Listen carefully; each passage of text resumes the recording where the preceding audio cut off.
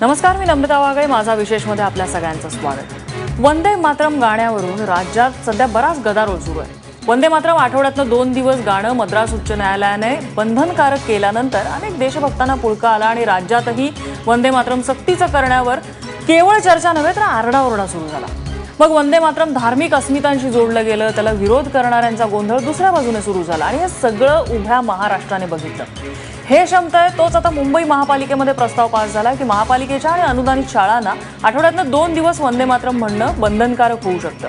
या प्रस्तावावरती आता राज्य सरकारकडे मान्यतेसाठी हा प्रस्ताव जाईलच, पण हा प्रस्ताव पास होताच MIM, समाजवादी पक्ष यांनी धर्माचा दाखला देत याला आपला विरोध केलेला आहे. मनसेनं आणखीन काही वेगळी कारणं दिलेली आहेत. मुळात शाळेमध्ये देशभक्ती शिकवणं किंवा वंदे मातरम म्हणायला लावणं याला एवढा विरोध का आहे? मातृभूमीचा जागर करणाऱ्या गाण्याला धार्मिक अस्मितांची का जोडलं जात आहे? हीच आपल्याला चर्चा करायची आहे. त्यासाठी माझ्यासोबत स्टुडिओमध्ये आहेत मनसेचे पदाधिकारी अभिषेक सप्रे, त्याचबरोबर भाजपचे प्रवक्ते मधू चव्हाण आपल्यासोबत चर्चेत सहभागी होत आहेत.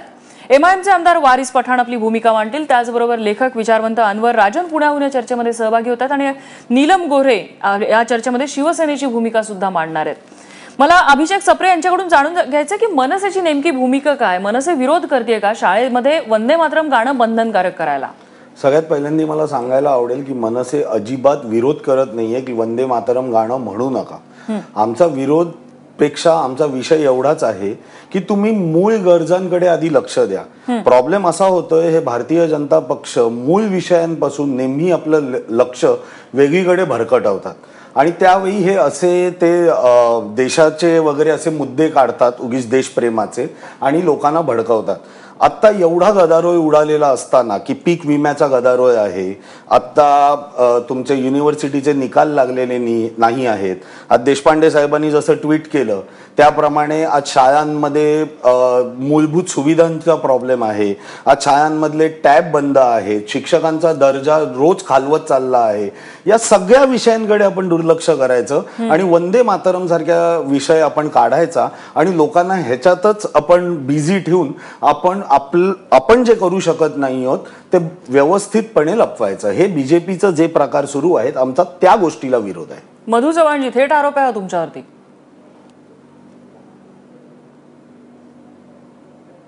नाही आलं का लक्षामध्ये? त्यांच्या विचारधारेमध्ये काय तथ्य असतं तर लोकांनी त्यांना महानगरपालिकेत, लोकसभेत याच्यामध्ये पाठवलं असतं. याचा अर्थ हा नाही की त्यांच्या विचाराचा विचार करायचा. त्यांचं म्हणणं हे बरोबर आहे की मूलभूत गरजा आहेत, ज्या महानगरपालिकेच्या शाळा आहेत तिथली जे व्यवस्था आहेत, पिण्याच्या पाण्याची असेल, स्वच्छतागृहाची असेल, वर्गातली असेल, हे आवश्यक आहेत. त्यात काही वाद नाही, त्याच्यामध्ये दुमत नाही. पण जीवन हे त्या ठिकाणी एकाच गोष्टीने वरलं नसतं. आईला नमस्कार केल्यामुळे पेपर सोपा जात नाही जगामध्ये अभ्यास न करता.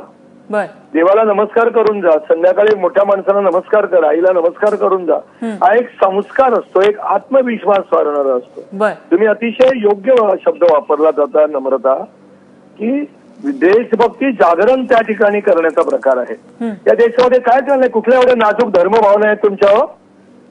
म्हणजे मी पक्ष अभिनिवेशाने किंवा अभिनिवेशाने बोलत नाही.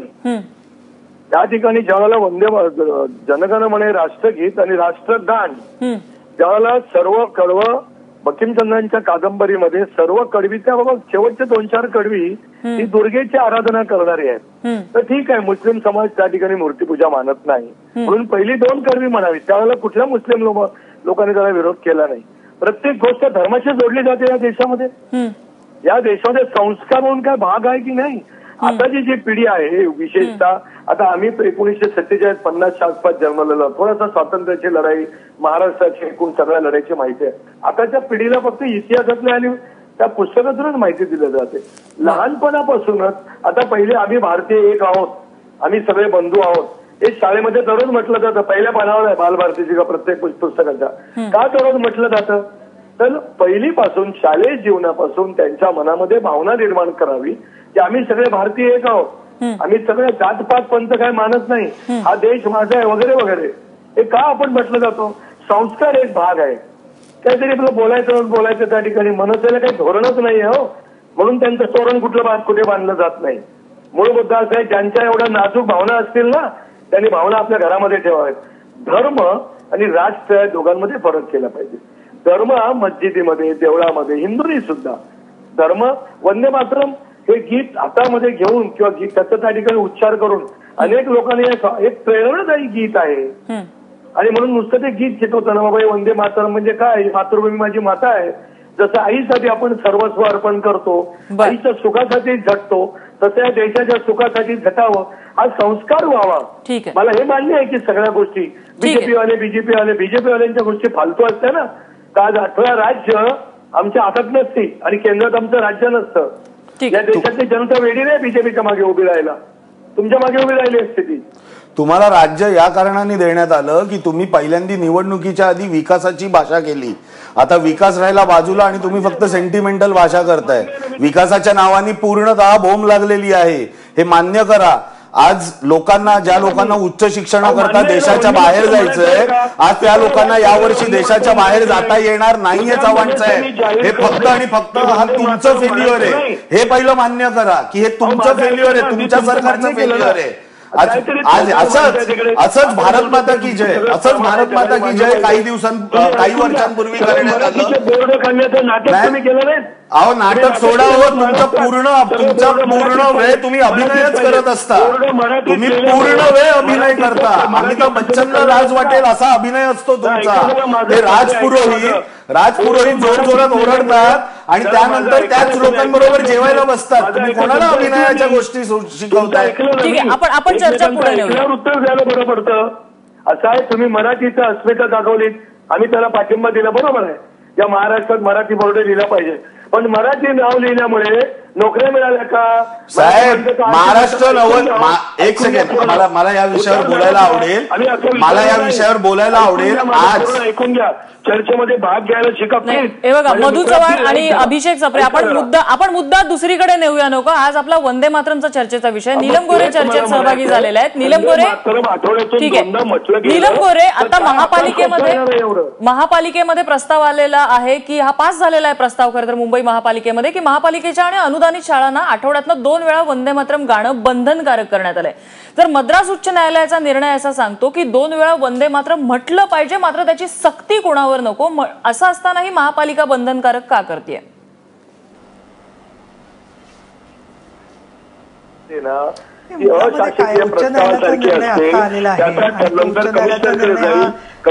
मधू चव्हाण, मी वेळ देते तुम्हाला. नीलमताईंना हा प्रश्न होता. नीलमताई बोला.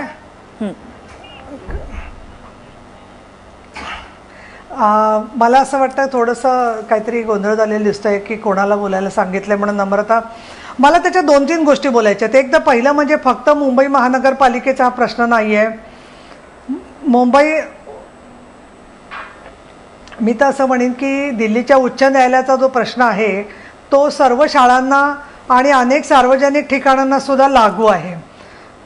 उच्च न्यायालयाने जे म्हटलेले आठवड्यातून 2 दिवस तुम्ही वंदे मातरम म्हणा, आता कोर्ट ज्यावेळेला सांगतं त्यावेळेला ती सक्ती नसते. शेवटी असं आहे, एखादा माणूस राष्ट्रगीत सुद्धा बोललाच नाही तर त्याच्या तोंडातून ते जबडा उघडून कोणी वदवून घेऊ शकत नाही ना. त्याच्यामुळे परंतु त्यांनी काही सुचवलेलं आहे. पण मला असं वाटतं की आवाज खूप एको येतोय. नम्रता, टेक्निकल काहीतरी जरा तपासून घ्यायला पाहिजे. ठीक आहे नीलमताई, तुम्ही मुद्दा पूर्ण करा. टेक्निकल इश्यूज इकडनं मी सॉल्व्ह करायला सांगते. तर मला त्याच्यात 2 गोष्टी वाटतात. एक म्हणजे पहिली गोष्ट, आत्ता फक्त उच्च न्यायालयाच्या निर्णयामुळे वंदे मातरम बद्दलची चर्चा सुरू झाली अशातला भाग नाहीये. 125 वर्ष झाली वंदे मातरमला, म्हणून आपण 2007ला ती साजरं केलं. त्याच्यानंतर भारतीय राज्यघटनेची जी घटना समिती होती त्यांनी घटना समितीमध्ये 24 जानेवारी 1950ला ठराव केला आणि वंदे मातरम हे राष्ट्रगान म्हणून स्वीकारलं. त्याच्यातली 2 जी कडवी आहेत ती 2 कडवी काही लोकांना पटणारी नव्हती म्हणून ती त्यांनी वगळली. माझ्या दृष्टिकोनातून आणि शिवसेनेच्या भूमिकेतून म्हटलं तर महानगरपालिकांची शाळा असो, अनुदानित शाळा असो किंवा विना अनुदानित शाळा असो, मुलांना शिक्षण, गुणवत्ता, विज्ञान, ज्ञान हे मिळालंच पाहिजे. ते मिळू नये आणखीन कुठलं वंदे मातरम म्हणायचं का राष्ट्रगीत हा प्रश्नच नाही आहे. दुसरं मला सांगायला पाहिजे नम्रता, मी मुंबई महानगरपालिकेच्या शाळेत शिकलेली विद्यार्थिनी आहे स्वतः. त्याच्यानंतर मी साने गुरुजी विद्यालयात शिकले. त्याच्यामुळे मला सांगायचा मुद्दा हा आहे की महानगरपालिकांच्या शाळेचा दर्जा हा पूर्ण काहीतरी शून्य आहे असं नाहीये. सुधारला पाहिजे, पूर्ण मान्य आहे. स्वच्छतागृह झाली पाहिजेत, त्याच्यात कुणाचाही वाद नाहीये. माझं म्हणणं, प्रश्नांची गल्लत करू नका. राज्यघटनेने जे सांगितलं, कुठल्याही देशामध्ये आपण गेलो, कुठल्याही देशात जगातल्या, शेवटी त्या देशातल्या लोकांना, त्या देशाच्या मातीला, त्या देशाच्या संस्कृतीला, विचाराला वंदन करणं आणि हे राष्ट्रगीत हे त्याचं प्रतीक असतं. आता राष्ट्रगीताप्रमाणेच राष्ट्रगानाला सुद्धा हे स्वातंत्र्य चळवळीचा इतिहास आहे. त्याच्यामध्ये मला आता खरा प्रश्न हा पडतो की ज्यांची श्रद्धा आहे त्यांनी असं स्वतः भावना समजून घेऊन जर का वंदे मातरम म्हटलं तर त्या माणसाच्या धर्माची श्रद्धा काही बिघडत नाही. धर्म इतका तकलादू नसतो ना, धर्म इतका तकलादू नसतो. आणि म्हणून मला असं वाटतं की वंदे मातरम म्हटलं म्हणजे काही लोकांच्या ज्या भावना दुखावल्या जातात की त्यांचा धर्म बदलला किंवा तो धर्म बदलणार आहे असं काही मला वाटत नाहीये. त्यांनी एक देशभावनेच्या संदर्भामधलं स्वतःचा आदर व्यक्त करण्याच्या संदर्भात उच्च न्यायालयाने शेवटी हा निर्णय दिलेला आहे आणि त्यानुसार मुंबई महानगरपालिकेने तो निर्णय लागू केला. आता जरी तो निर्णय आला नसता तरी सुद्धा शाळेत संस्काराच्या दृष्टिकोनातून आम्ही स्वतः वंदे मातरम म्हणतोय सभागृहामध्ये सुद्धा. त्याच्यामुळे मला असं वाटतं की या सगळ्या मुद्द्यांवरती सर्व मुस्लिम विरोध करतायत का, करत नाहीयेत, हे पण दुसरा भाग आहे. सर्व ख्रिश्चन विरोध करतायत का, हाही भाग नाहीये. काही अगदी थोडे लोक ज्यांना त्याच्याबद्दल मूर्तीपूजा होते असं वाटते ते त्याच्यामधून त्याला विरोध करतायत. पण माझं स्वतःचं असं म्हणणं आहे यामध्ये की एका बाजूला आता 15 ऑगस्ट आपण साजरा करणार, ज्यांनी देशासाठी स्वतःचा त्याग केलाय, बलिदान केलंय, या सगळ्या लोकांचा आपण विचार जर का केला तर मी एकमेव वंदे मातरमचा इश्यू म्हणणार नाही. पण वंदे मातरम म्हटल्यामुळे काहीतरी देशाचं नुकसान होणार आहे किंवा काहीतरी भावना दुखावल्या जाणार आहेत, इतक्या तकलादू किंवा कमकुवत भावना सुद्धा कोणी ठेवू नयेत असं मला वाटतं. ठीक आहे, महत्वाचा मुद्दा आहे हा. राजन सर, तकलादू किंवा कमकुवत भावना कुणी ठेवल्या जाऊ नये. जेव्हापासून हा वंदे मातरमचा इश्यू समोर आलेला आहे कायम त्याला धार्मिक अस्मितांशी जोडण्याचं काम का होतं? एक संस्कृत भाषेमधलं गीत आहे ते, ज्यामध्ये मातृभूमीचा, मातेचा आदर केला जातोय, जागर केला जातोय. काय चूक आहे त्याच्यामध्ये? मुळामध्ये याच्यामध्ये याची पार्श्वभूमी बघायला पाहिजे. उच्च न्यायालयाचा जो निकाल आहे तो आदर व्यक्त करण्याविषयी सांगतोय. तो म्हणण्याच्या बाबतीत, आता जे सांगितलंय म्हणण्याच्या बाबतीत की त्याच्यामध्ये सक्ती करता येणार नाही हे त्याच्यामध्ये सांगितलेलं आहे. केरळ हायकोर्टाचा निकाल नॅशनल एंथमच्या संदर्भामध्ये होता. त्याच्यामध्ये त्या ख्रिश्चन शाळेतल्या मुलांनी त्यावेळी नकार दिला आणि कोर्टामध्ये प्रकरण गेलं. ते प्रकरण सुप्रीम कोर्टापर्यंत गेलं. ते सुप्रीम कोर्टाने देखील सांगितलं की राष्ट्रगीत देखील म्हणायची सक्ती आपल्याला करता येणार नाही. राष्ट्रगीत असो किंवा राष्ट्रीय गीत असो, नॅशनल एंथम और नॅशनल सॉन्ग, ते चालू असताना प्रत्येकाने त्याचा आदर केला पाहिजे, शांतपणे उभं राहायला पाहिजे, हे मात्र आवश्यक आहे. दुसरा जो भाग आहे की काही लोक त्याला धर्माच्या नावाने विरोध करतात. काही लोकांना जर त्याच्यामध्ये असं वाटत असेल की याच्यामध्ये मूर्तीपूजा आहे तर त्या लोकांना आपण कंपल्शन करूयात नको, इतका सोपा भाग आहे. खरं तर 1937 साली आणि नंतर घटना समितीमध्ये देखील या सगळ्या गोष्टीची चर्चा झाली होती. पूर्ण गीत म्हणण्याचा त्याच्यामध्ये आग्रह नाही. आणि काँग्रेसमध्ये ज्यावेळी 1937च्या समितीमध्ये जी चर्चा झाली त्या समितीमध्ये जवाहरलाल नेहरू होते, सरदार पटेल होते, सुभाषचंद्र बोस होते आणि मौलाना आझाद पण होते. मौलाना आझादच्या समितीमध्ये जर हे मान्य केलं की 2 कडवे म्हणायला हरकत नाही तर मुसलमानांनी या देखील गोष्टी कुठेतरी समजून घेतल्या पाहिजे. तरी जर काय, आता मुसलमानामध्ये सगळ्या मुसलमानांची मतं सारखी नाहीत, अनेक मतभेद आहेत. जर एखाद्या मुसलमानांच्या इस्लामच्या इंटरप्रिटेशन मध्ये त्यांना असं वाटत असेल की माझ्या धर्माशी विसंगत आहे तर तसा म्हणायचा त्याचा अधिकार आपण मान्य करायला हरकत नाही. ज्यांना वाटत नाही ते म्हणतात, फक्त आदर मात्र सगळ्यांनी केला पाहिजे. दुसरा जो भाग आहे की म्हणायच्या संदर्भामध्ये सुप्रीम कोर्टाचा जो निकाल आहे तो मला वाटतं की तो आपण मान्यच केला पाहिजे. आणि त्याच्यापेक्षा वेगळा उच्च न्यायालय हे सुप्रीम कोर्टापेक्षा खालचंय तर मला आशा आहे की सुप्रीम कोर्टामध्ये जर एक प्रकरण गेलं तर कदाचित टिकणार नाही. माझा खरा मुद्दा वेगळा आहे की राष्ट्रीयतेचे मुद्दे आपण वारंवार असे भावनात्मक का निर्माण करतोय. अनेक मुद्दे दुसरे आहेत की माणसांनी चांगलं वागावं, नागरिकांनी आपली जबाबदारी, स्वच्छतेच्या संदर्भातली अनेक गोष्टी आपल्या देशातले महत्वाचे गुपित आपल्या दुश्मन राष्ट्राला, शत्रू राष्ट्राला कळू नये. आता शत्रू राष्ट्राला कळवणाऱ्यामध्ये अनेक जाती धर्माचे लोक आहेत. राष्ट्रीयतेचे मुद्दे, राष्ट्रवादाचे मुद्दे, राष्ट्रप्रेमाचे अनेक मुद्दे हे भावनात्मक मुद्दे आपण वारंवार करून कुठल्या तरी एका गटाला, कुठल्या तरी एका समाजाला सतत आपण आरोपीच्या पिंजऱ्यात उभे करतो आणि तुम्ही तुमच्या राष्ट्रप्रेम सिद्ध करा. तर वारिस पठाण ज्यावेळी विधानसभेमध्ये बोलत होते, त्यांनी भाषण केलं, त्यावेळी मध्ये त्याने आढळून सांगितलं की भारत माता की जय बोलला. त्याच्या आधी 4 लोक बोलले, त्याच्यानंतर 4 बोलले. त्यांना तुम्ही विचारत नाही की तुम्ही भारत माता की जय बोललात का नाही. पण वारिस पठाणला तुम्हाला हे सांगावं लागतं. तर मुस्लिम असला तर तुम्हाला वारंवार कुठल्या ना कुठल्या रूपामध्ये तुम्ही राष्ट्रीय हे सिद्ध करावं लागतं. हे असे मुद्दे का निर्माण करतात? हे वादाचे निर्माण मुद्दे, कधी भाषा, कधी जाती, कधी धर्म, कधी वंश, हे सगळे मुद्दे निर्माण करून समाजामध्ये विघटनची भावना निर्माण करणं हे खोडसाळपणा मुद्दाम काही लोक करतायत आणि त्याच्यातला हा एक भाग असावा असं वाटतं. नीलमताईंनी जे सांगितलं ते मला खूप महत्वाचं वाटतं की कॉर्पोरेशनच्या शाळेमध्ये त्या शिकल्या, त्या अतिशय प्रखर राष्ट्रवादी आणि अतिशय चांगल्या पद्धतीने त्यांनी वेगवेगळी आंदोलनं केलेली. त्या ज्यावेळी शाळेमध्ये होत्या कॉर्पोरेशनच्या, त्यावेळी तिथे वंदे मातरम म्हणण्याची काही कंपल्शन नव्हतं किंवा बंधनकारक नव्हतं. त्यांच्यावर काही राष्ट्रवादाचे संस्कार झालेले नाहीत का? आम्ही आमच्या काळी लहानपणी कधीतरी वर्षातून 1-2दा राष्ट्रगीत आणि राष्ट्रगीत अजूनही सभागृहामध्ये म्हटलं जातं, म्हणजे कॅसेट लावली जाते, सगळे लोक उभे राहतात आणि आदर व्यक्त करतात. प्रत्येक जण म्हणत नाही.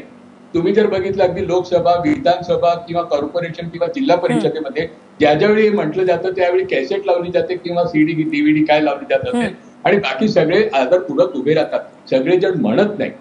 तर हे सगळे मुद्दे आहेत. तर नक्कीच राजन सर, तुम्ही हा निर्माण करतोय खूप महत्वाचा मुद्दा मांडलेला आहे. मधु चव्हाण, राजन सरांनी आता जे सांगितलं त्याच्यावर कुठेतरी विचार करायची गरज आहे की देशभक्ती किंवा राष्ट्रीय अस्मिता ह्या गोष्टी कंपल्शन करून येत नाही, बंधन करून येत नाही म्हटल्यानंतर वंदे मातरम बंधनकारक करून साधणार काय आपण? मला असं वाटतं की होय, त्यांच्याबद्दल पूर्ण आदर, त्यांनी चांगले विचारत, अतिशय सम्यक विचार करणारे ते आहेत राजन सर. आयुष्यात काही गोष्टी कंपल्सरी कराव्याच लागतात. त्याला विधायक वळण लावायचं असेल, जसं आई काही गोष्टी कंपल्सरी करते, चल तोंडू, ब्रश कर, छोट्या छोट्या व्यवहारातल्या गोष्टी असतात, त्यातून आयुष्याला एक दैनंदिन वळण लागतं आपल्याला. त्या ठिकाणी उठला आणि चहा प्यायला बसला, नाही करत आई, पहिला तोंडू, पहिला त्या ठिकाणी स्वच्छ कर, अंघोळ कर. हे ज्या छोट्या छोट्या संस्काराच्या गोष्टी असतात त्यातून माणसाचं आयुष्य घडत असतं, संस्कारित घडत असतं, गुण त्याचे वाढत असतात. यामुळे वंदे मातरम आता त्यांनी बरोबर सांगितले, अनेक लोक उभे राहतात. आता हे वंदे मातरम हा ह्या देशात काही प्रश्न इतके धर्माचे जोडले जातात. हा एकमेव देश आहे की या देशामध्ये त्या ठिकाणी परदेशी लोक बोलतील की त्या ठिकाणी म्हणजे वादाचेच विषय निर्माण करायचे. फक्त आता या विषयाला अनुसरून संबंधित आहे किंवा संबंधित नाही. आता शेवटच्या क्षणी माननीय उपराष्ट्रपती हमीदजींना काय बोलायची गरज नव्हती, या देशात असहिष्णुता नाही आहे वगैरे वगैरे. जगातले लोक काय म्हणतील, या देशात 10 वर्ष उपराष्ट्रपती राहिलेली व्यक्ती या देशामध्ये टॉलरन्स नाही असं म्हणते. तसंच झालं वंदे मातरमचं. या देशामध्ये ऐका माझं म्हणणं, या देशामध्ये वादविवाद आहेत नागरिकांमध्ये, हे बरोबर नाही. आता हे बरोबर आहे, कंपल्शन करून हे उभे राहतील. हॅलो नाही, पण मधु चव्हाण, सक्ती करून होणार काय? म्हणजे बंधनकारक आपण नियम घालून देतोय, पण त्याचा असं चव्हाट्यावरती इश्यू करणं हे कितपत योग्य वाटतं तुम्हाला? म्हणजे ज्या पद्धतीने राजपुरोहित वगैरे भांडताना दिसले सभागृहात, ज्या विषयावर गोंधळ होतोय, स्वैराचार झालेला आहे, ज्यांनी या देशामध्ये देशद्रोह केलेला आहे, त्या अफजल गुरु आणि अनेक लोक, मेमनच्या त्या ठिकाणी अंत्ययात्रेला 20 लाख लोक जमतात मुंबईत, अफजल गुरुचा जय जयकार करतात. या देशामध्ये स्वैराचार झाला लोकशाहीच्या नावाने. होय, काही गोष्टीमध्ये कंपल्शन केलंच पाहिजे, त्याच्यात नो डाऊट केलंच पाहिजे काही गोष्टीमध्ये कंपल्शन. मी असं म्हणणार नाही की देशभाई रहना हो तो वंदे मातरम कहना होगा, हे मी म्हणणार नाही. मुस्लिम धर्मीयांना जर त्याच्यामध्ये मूर्तीपूजा वाटत असेल तर शेवटची कडवी गाली गेलेली आहेत. ठीक आहे. नीलमताईंना काही मुद्दा मांडायचा होता. नीलमताई. नाही नम्रता, मला असं वाटतं की जेव्हा आपण विचाराच्या स्तरावरती आधी मनामध्ये फाळणी होत असते, आणि मी फक्त राजन अनवरनं उत्तर देते असं नाहीये, पण जे लोक प्रश्न विचारतात किंवा जे म्हणतात की बाबा अमुकच समाजाला का सिद्ध करावं लागतं, तर असं नाहीये. प्रत्येक समाजातल्या प्रत्येक व्यक्तीला कोण काय विचारायला जात नाही. आपल्या प्रत्येकाच्या संपर्कामध्ये शेकडो वेगवेगळ्या धर्मांचे लोक असतात. ज्या वेळेला विचाराच्या स्तरावरती कुठले प्रश्न विचारले जातात, सेक्टेरियन पॉलिटिक्स, म्हणजे मला असं वाटतं की आम्ही आमच्या धर्माच्या कायद्यात बदल करणार नाही, तलाकचा प्रश्न चर्चा होऊ देणार नाही, गर्व से कहो हम निजाम आहे, हां, हे या MIMचं तत्वज्ञान आहे, हे त्यांचं तत्वज्ञान आहे. आता हे तत्वज्ञान राजन अनवरना मान्य आहे का सगळं? त्यामुळे प्रश्न काय, केवळ त्यांना मुस्लिम म्हणून विरोध नाहीये. MIM ज्या पद्धतीने भूमिका मांडतंय त्याच्यामध्ये विरोध होणं स्वाभाविक आहे. आणि या विधानसभा आणि परिषदेचं तुम्ही म्हणता ना नम्रता, तर तुमच्याही काही जणांच्या लक्षात असेल, याकूब मेमनना जेव्हा फाशी झाली, सुप्रीम कोर्टामधली दारं वाजवली गेली ती रद्द करण्यासाठी, आणि परत सुप्रीम कोर्टाने शिक्कामोर्तब केलं आणि याकूब मेमनला फाशी झाली. त्यावेळेला विधानसभा आणि परिषदेमध्ये काँग्रेस पक्षाचे आमदार होते, त्याच्यात बहुतेक सगळे जे आहेत ते, आणि हे MIMचे होते. या सगळ्यांनी आंदोलन केलं सभागृहामध्ये की याकूब मेमनची फाशी रद्द करा म्हणून. पायऱ्यांवर जाऊन बसले दोन्ही सभागृहांचे लोक. मग जो अतिरेकी सिद्ध झालेला आहे, ज्यांनी देशविरोधी कारवाया केल्या आहेत, मग कसं होतं की त्याला पण माफ करा. राजन अनवर सारखे जे सुसंस्कृत आणि जे विचारवंत आहेत ते काय म्हणतात की आम्हाला सिद्ध करायला लावू नका. तिसरीकडे लोक असं म्हणतात की आम्ही हे सगळं करताना सक्ती करता येणार नाही. बरं, राष्ट्रगीताची सक्ती करता येणार नाही, राष्ट्रगानाची सक्ती करता येणार नाही. मग देशामधला कायदा, कौटुंबिक कायदा पण मान्य नाही, कारण तो धर्माप्रमाणेच कायदा असला पाहिजे. मग फक्त खून केला किंवा अजून काही वाहतुकीचे नियम सोडले तर फक्त आम्ही ते लागू राहणार, आणि बाकी कुठल्या बाबतीत आम्हाला सक्ती करायची नाही. नम्रता, सिंगापूर सारख्या शहरात, बँकॉक सारख्या शहरात थुंकायला बंदी आहे. शिवसेना प्रमुख बाळासाहेब ठाकरे यांचं मत होतं की मतदान सक्तीचं करा. आता याच्यावर चर्चा होऊ शकते काय योग्य आहे काय नाहीये, पण प्रत्येक बाबतीत सक्ती करायची का करायची नाही याच्यामध्ये नम्रता मला असं दिसतं की गुपचूप मुलींचे फोटो काढतात. आता ही परवानगी तिची घेतल्याशिवाय तुम्ही फोटो काढू नका असं समजा कोणी कायदा केला तर त्याला सक्ती करायला लागणार नाही का? त्यामुळे माझं काय म्हणणं, सक्ती ही सक्तीसाठी वाईट नसते. समाजाच्या विचार, संस्कार, कायदा, नियमन या सगळ्याचं नियमन करण्यासाठी काही प्रमाणात ती सक्ती केलेली असते. एखादा माणूस गप्पत बसून राहिला तर त्याच्यावर काय आता कुठला कायद्याने खटला होणार नाहीये. पण माझं म्हणणं असं याच्यामध्ये की आम्ही हे करणार नाही, ते करणार नाही, ते करणार नाही, श्रीनगरमध्ये तिरंगा फडकवू देणार नाही, याकूब मेमनला फाशी देऊ देणार नाही. इथून कुठेतरी समाजातल्या हा खूप महत्वाचा मुद्दा आहे आणि म्हणून आजच्या घडीला समाजाला जोडणारे विषय पाहिजेत. हा अत्यंत महत्वाचा मुद्दा आहे. मला राजन सरांकडे हा विषय घेऊन जायचंय. मात्र तत्पूर्वी सप्रेजी, एकूणच ह्या संपूर्ण याच्यामध्ये शाळेमधले वंदे मातरमला अशा प्रकारे विरोध का? पहिल्यांदा मी परत एकदा सांगू इच्छितो की आमचा अजिबात वंदे मातरमला विरोध नाहीये, मनसेचा वंदे मातरमला विरोध नाहीये.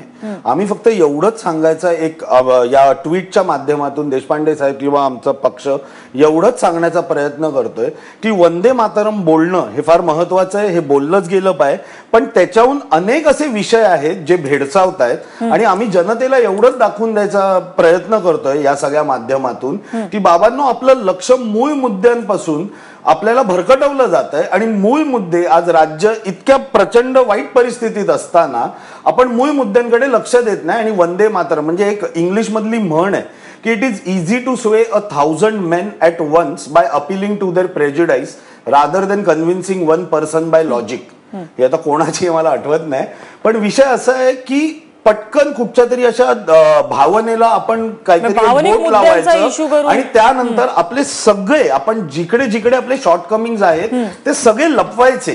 आमचा या गोष्टीला विरोध आहे. प्लीज सर, तुम्ही बोलत होता तेव्हा मी मध्ये नाही बोललो, मला बोलून द्या. तर आमचा या गोष्टीला विरोध आहे की तुम्ही पहिला आजचा एक सिंपल मुद्दा घेतो. आजचा एक सिंपल छोटासा मुद्दा, आज एका ट्रॅफिक गुन्ह्यासाठी मला पकडला.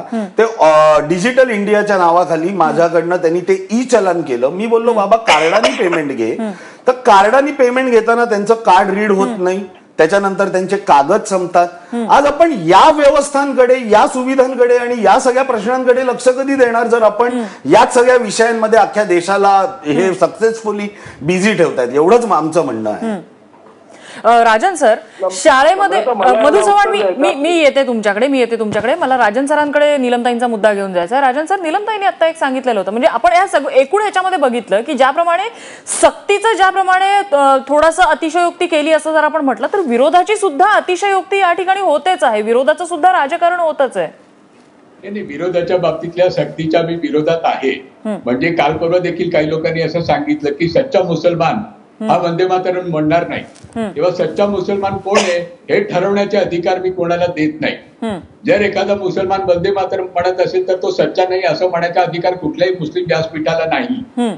आणि एखादा मुसलमान असं म्हणत असेल की माझ्या वंदे मातरम म्हणणं माझ्या श्रद्धेच्या याच्याशी विसंगत आहे तर दुसऱ्या कुठलाही त्याला राष्ट्रद्रोही म्हणायचा देखील अधिकार मी देत नाही. बाकीचे जे मुद्दे निलमताईंनी दुसरे जे मुद्दे उपस्थित केले ते फार महत्वाचे आणि ते मला असं वाटतं की त्याची चर्चा इथे करायला हरकत नाही.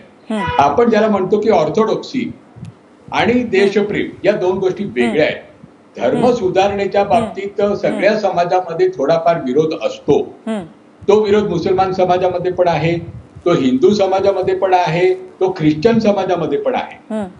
आपण जे बघतो की गाभाऱ्यामध्ये स्त्रियांना प्रवेश द्यायचा का नाही, सबरीमाला मंदिर पासून कोल्हापूरच्या मंदिरापर्यंत मुद्दे आहेत. दलितांच्या प्रवेशाच्या बाबतीतला मुद्दा आता समजा मागे पडला की काही मोजकी ठिकाणं कदाचित राहिली असेल, अनेक गोष्टी, पण अनेक गोष्टी आहेत का हिंदू समाजामध्ये. आता जे काल उद्या परवाचा प्रश्न आलेला आहे की ध्वनिक्षेपकाच्या डेसिबल्स 75 ठेवायचे का जास्त नाही, ऐकून घ्या. तर तसं मुस्लिम समाजामध्ये विवाह कायद्यामधल्या अनेक त्रुटी आहेत त्या दूर कराव्यात म्हणून आमच्यासारखे लोक मागणी करतायत.